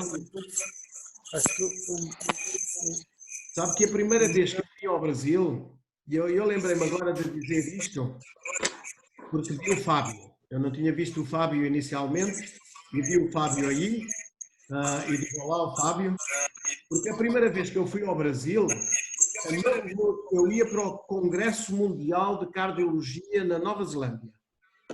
E da África do Sul, uma das coisas que fazer é ir através do Brasil, Argentina, e depois não vou transcolar para a Nova Zelândia. Eu ia destinado a conhecer o professor Zerbini. E o professor Zerbini tinha sido chamado a Brasília, para qualquer lugar. E quem me recebeu foi o professor Adib Jaten. E o professor Adib Jaten foi uma das primeiras, foi a primeira pessoa, foi o primeiro cirurgião brasileiro verdadeiramente que eu encontrei nessa visita. Depois, mais tarde, quando eu comecei a ir aos congressos, as coisas comecei a conhecer as outras pessoas. Foi a primeira pessoa que me disse ao Manuel, esta especialidade que você escolheu fica a pensar para o resto da sua vida. Eu, na altura, tinha aí 29 anos ou 30 anos. E ele disse assim, é trabalho, trabalho, trabalho, trabalho, trabalho.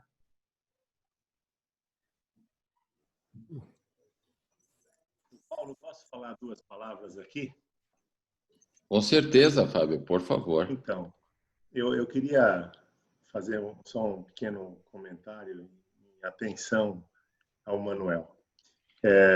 O Manuel ele foi amigo de duas gerações da minha família, né? Ele foi amigo do meu pai e foi meu amigo, né? E a primeira vez que eu vi... e a primeira vez... E a primeira vez que eu ouvi falar do Manuel, meu pai apareceu, anos 80, ele apareceu com um livro, aquele livro que o Manuel mostrou na aula. E ele disse assim, Fábio, tem um cirurgião português que está na África do Sul, que é um espetáculo, ele me disse. Ele falou, chama Manuel Antunes. Ele falou, ele parece que agora vai para Portugal. Ele falou, e é um craque esse cara, é um craque. Então foi a primeira vez que eu ouvi falar do Manuel. E a partir daí a gente acabou se aproximando e desenvolvendo uma grande amizade. E eu considero um enorme privilégio, viu, Manuel, ter assistido a tua apresentação. E de fato, é uma verdadeira lição de vida. Eu fiquei muito satisfeito e queria poder te abraçar pessoalmente, te dar um abraço muito forte, porque hoje foi uma noite maravilhosa poder compartilhar isso com você. Obrigado. Né? Paulo, posso falar, Paulo? Pode falar, por favor. Bom, inicialmente eu queria dar um abraço a todos os amigos que estão aí presentes, né? E um abraço especial aí ao nosso palestrante, professor Manuel Antunes, e dizer o seguinte, Manuel, essa sua apresentação, né, essa lição de vida, ela transporta a gente para um sentimento, né, que muitas vezes as pessoas encaram por um lado, mas eu gosto de usar ele por outro lado, que é o sentimento da inveja, né? Então, existe a inveja do bem, né, e, obviamente, existe a inveja do mal, que não é essa que que eu vou colocar aqui, né? Eu vou colocar aqui a inveja do bem, né? Essa sua apresentação de sua vida, né, dá a sensação para todos nós da inveja do bem. O que seria isso? Seria, sem dúvida alguma, todos os que estão aqui presentes, né, teriam um imenso prazer de ter uma experiência de vida tão bonita quanto a que você apresentou aqui para nós. Então, eu expresso aqui, né, essa maneira assim, metafórica de fazer um elogio a essa belíssima missão de vida que você apresentou aqui. Então, eu me sinto com inveja, gostaria muito de ter vivido a sua vida, em outras palavras. Gostaria também de chamar a atenção como o sistema social ele é cruel, né? Eu fico muito triste de ver um professor, né, uma pessoa com a capacidade, né, de produzir, né, de ensinar, de transmitir o conhecimento, né, de criar, de ajudar os outros, de tratar as pessoas, né? E a sociedade civil ela determina que, num determinado momento, o indivíduo tem que interromper essa sua missão, né? E, obviamente, que muitos indivíduos precisam dessa interrupção, a gente sabe, mas outros são especiais, né? E essas pessoas especiais deveriam ter, né, uma vírgula aí nas regras sociais que permitisse que esses indivíduos fossem adiante para poder continuar contribuindo, né, da maneira como eles contribuíram ao longo da vida. E você é uma dessas pessoas, né? Então, o segundo sentimento que eu tenho hoje é de tristeza de saber que você foi, né, vamos dizer assim, obrigado pelo sistema, como todos nós seremos, e outros aqui já foram, como Enio Búfalo, são determinados a ser jubilados porque tem uma idade X ou Y, não interessa a sua capacidade de trabalho. Então, isso, para mim, é um motivo de tristeza. Eu gostaria que você continuasse no posto que você esteve esse tempo todo e poder contribuir de forma assim, inigualável, né, como você contribuiu esses anos todos para todos nós. Eu, particularmente, considero você um grande professor, né? Sempre aprendi muito, mas muito mesmo com você, né? E, nesse período todo, o que muito me chamou a atenção foi a sua humildade, né?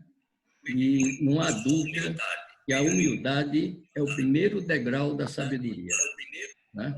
E o tamanho da sua humildade é tão grande quanto o tamanho da sua sabedoria. Então, meu amigo, sinta-se abraçado, tenho profunda admiração por você, né? E considere que todos esses que estão aqui presentes hoje aqui no Brasil têm uma admiração grande e são seus amigos. Grande abraço. Muito obrigado, Ricardo. As minhas visitas, várias visitas, muitas visitas que eu fiz a Recife, no seu hospital, na Beneficência Portuguesa, no Real Hospital do Brasil, são momentos que eu guardarei sempre na minha alma. Muito obrigado. Um abraço para todos, todo o resto dos colegas e amigos em Recife. Bom, em primeiro lugar, eu também queria cumprimentar o Manuel e dizer que realmente foi uma lição de vida, foi um estímulo e foi um caminho que mostra que realmente é o caminho que o cirurgião cardíaco deve trilhar. E, como já foi dito, e não vou ser repetitivo, né? Você sempre demonstrou a todos nós um carinho muito grande pelos brasileiros e pelo nosso país, né? E trouxe para nós, certamente, muitas e muitas contribuições.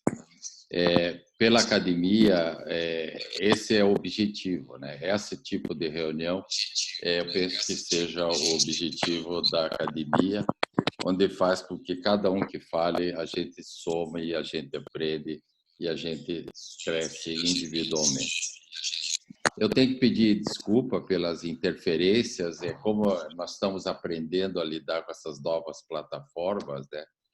Nós tivemos por vários momentos interferências de som e de voz, e também a fase de eu pedir o compartilhamento da tua apresentação, apesar que quando eu programo a reunião, eu deixo aberto para que isso aconteça, e eu não sei por que motivo aconteceu, mas eu devo falar com algum expert sobre isso para que a gente possa corrigir. Eu penso que daqui 2 semanas, eu acho que é isso que eu queria ouvir a opinião de todos vocês, se nós continuamos essas reuniões a cada 2 semanas, passamos semanalmente, nós teremos o prazer de ouvir o Thomas Salerno. O Thomas Salerno está conosco ainda, né?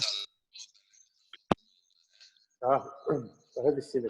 O próximo Thomas, é o Salerno. Sim. Você está participando. Thomas, você está com o microfone desligado. Liga o microfone, Thomas. Eu não posso manusear, porque eu passei o comando da reunião para o Manuel, então eu não tenho como manusear. Ele ligou já. Eu estou com o telefone aberto. E, Manuel, a sua história é uma coisa inacreditável. Você é o exemplo do que um cirurgião acadêmico é, visionário, que você conseguiu devido ao seu esforço. Foi uma vida vivida. E eu tenho muito orgulho de te conhecer, apesar nesse ambiente impessoal, porque na realidade eu e você no passado, com os brasileiros presentes aqui, eu não tive muito contato com você, mas eu tenho muita admiração pelo que você fez. E você deve ter, o seu país, todos os seus colegas devem ter muito orgulho de você. E uma das coisas que eu digo a todos, a melhor coisa na vida é dar homenagem a uma pessoa quando em vida. E eu tenho muito prazer que esse grupo está dando essa homenagem a você. Fico muito orgulhoso de você. Então, Thomas, daí você já vai pensando no tema da tua apresentação, né? E eu só não escutei a resposta. Ficaremos com as reuniões a cada 2 semanas, né? Assim tá bom para todos? Sim. Eu acho que está bom assim, Paulo. Né? Qualquer coisa também nós podemos ir trocando e-mails, né? E... Lembrar que... Paulo. Sim, pode falar. Paulo? Sim, pode falar. Você. Depois nós vamos as pessoas que... Claro, o professor Jatene, o professor Adip, para organizar essa lista, que a gente pode ter... Entre um que ainda está presente e outro que já partiu, para que a gente possa fazer isso. Tem algum microfone aí aberto? Cuidado. Isso. E vamos... Posso falar? Vamos ver se a gente aumenta a nossa audiência. Eu vou fazer um contato. Vocês estão ouvindo? Está tão ruim esse negócio. É porque tem microfonia aberta, né? Vamos desligar todos os microfones, por favor. Vamos fazer um teste. Desliguem todos os microfones, fica só quem vai falar. Então quem está ligado é o Vanderlei, está ligado. Tem o iPhone do Vanderlei ligado. Desliguei. Só os que agora estão. Viu, gente? Então nós vamos... Desligar esse negócio aqui. Você está com dois, você está acho que com o telefone e com a... Isso, agora... Agora um dava reverberação no outro. Viu, gente? Então vamos depois de repente fazer a lista das homenagens póstumas. Eu vou me articular com as ligas de estudantes de medicina, de tudo, para a gente fazer uma reunião muito maior. E aí essa foi uma reunião teste, Manuel. Você foi a cobaia, né? E você vai ter que repetir essa aula depois. É muito importante, como você falou durante a sua aula, a cirurgia cardíaca é uma coisa muito glamurosa. Mas não é só glamour, não. É muito suor, muita lágrima, muito desapontamento em alguns momentos, né? E só as pessoas que estão determinadas a seguir essas trilhas vão em frente, né? E o Manuel não é uma despedida. Eu lembro quando o Dr. Zerbini foi jubilado lá na USP, né? Os 10 últimos anos da vida dele foram muito produtivos, principalmente aqui para a região Nordeste. Virou o nosso chefe, o nosso garoto propaganda. Então, o Manuel já está contratado para ir lá para o Luquezzi, já levou ele lá e a gente vai te usar, Manuel, porque além de você ser um extraordinário cirurgião, ter uma visão social que diferencia da maioria das pessoas, né? Você é uma figura adorável. Então, a sua presença aqui vai ser cobrada, né? Quando o Covid liberar a gente, se prepare para você voltar aqui a Maceió, a Sergipe, e o Nordeste aqui é muito receptivo, né? Que aqui é o país mais português, né? O pessoal lá do Sul já é mais europeu, né? E você vai ter que ajudar muito a gente, principalmente os mais jovens. Os jovens aqui, com os que eu tenho contato, têm uma admiração muito grande por você, viu? Então foi uma noite extraordinária hoje que a gente viveu aqui, e daqui a 15 dias nós vamos escutar o Salerno, né? Que a gente já tem uma gravação com ele, né? Mas agora nós vamos fazer outra aí. A gente tem que primeiro prestar as homenagens com as pessoas vivas, isso é muito importante, né? E depois a gente tem documentação, porque quem não sabe a sua história, quem não fortalece a sua cultura, vai desaparecer. É muito importante os jovens entenderem isso, que tem que aprender as melhores práticas, as técnicas todas, mas tem que se tornarem cidadãos, né? Porque chamam muita atenção, podem ser pessoas que influenciam outras pessoas, né? Eu lembro aqui de pessoas importantes aqui como o Enio, os pioneiros, o Dr. Adib, o Dr. Zerbini, eles não foram só cirurgiões cardíacos, né? Eles influenciaram a área de saúde, né? Deram contribuições importantes, né? Nunca se omitiram, né, de participar dos problemas do país. E nós temos e vamos ter, nos próximos 100 anos, muitos problemas para serem resolvidos. E é preciso que a gente traga gente nova para isso, né? Como nós entramos aí, achando que ia ser só um passeio, né? Esse passeio não para nunca, a gente tem que manter essa porta aberta e seduzir esse jovem. E eu, como presidente dessa academia, né?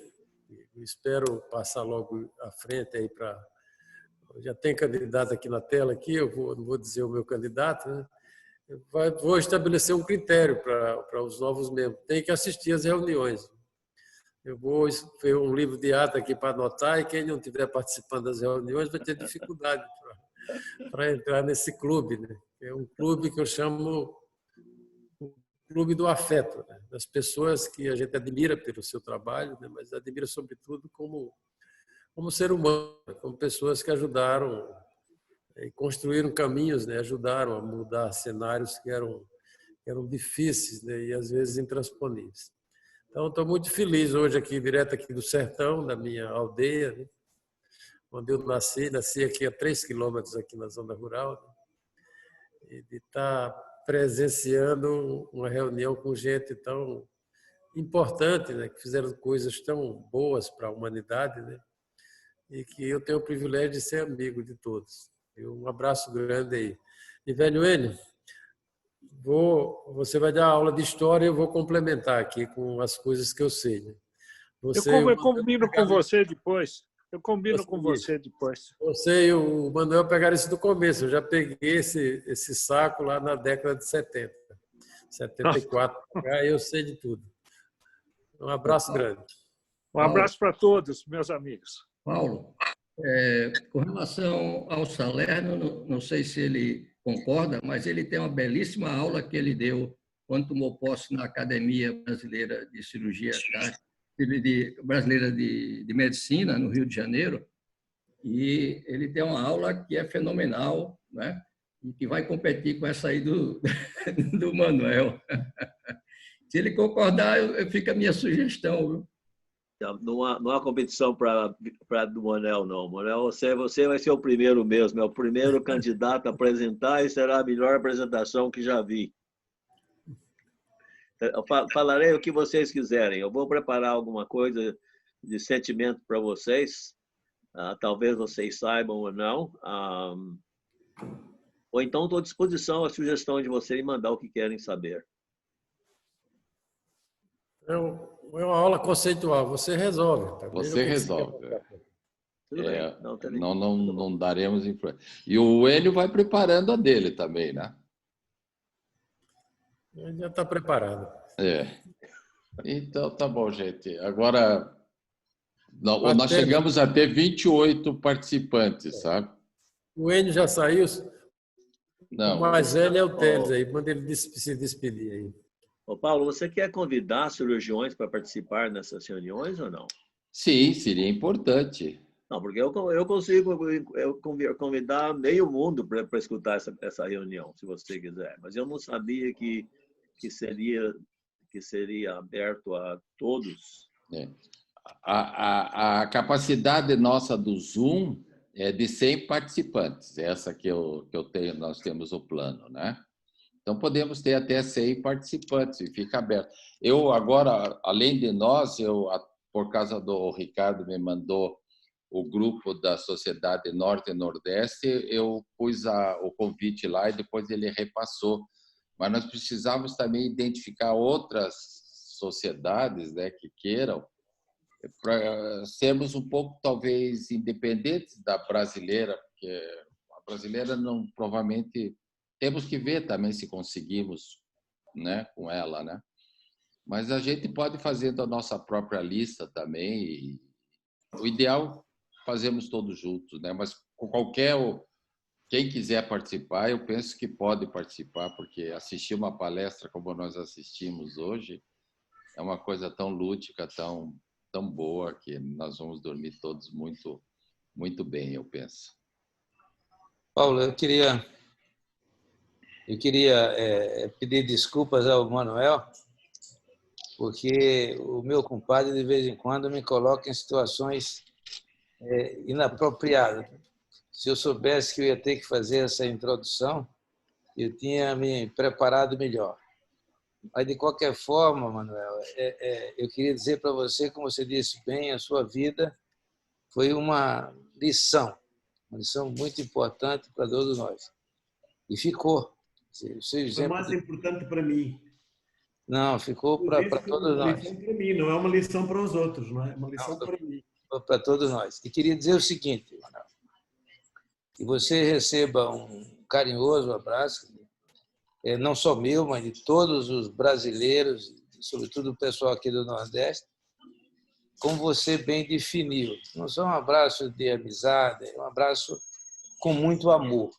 Nós realmente lhe amamos. Grande abraço. Muito obrigado, Carlos. Muito obrigado. Ok, Paulo, vamos encerrar então. Tchau, gente. Boa noite. Daqui a 15 Então, dias tá a bom. gente se vê. Obrigado a todos. Eu penso que essa palestra foi gravada, né?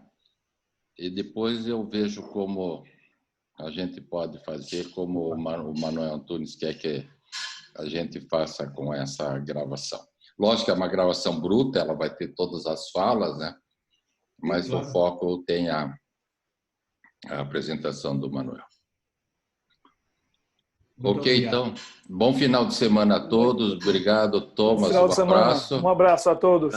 Manuel, tchau. Um abraço a todos. Tchau. Obrigado, Manuel. Doutor Ricardo. Doutor Thomas.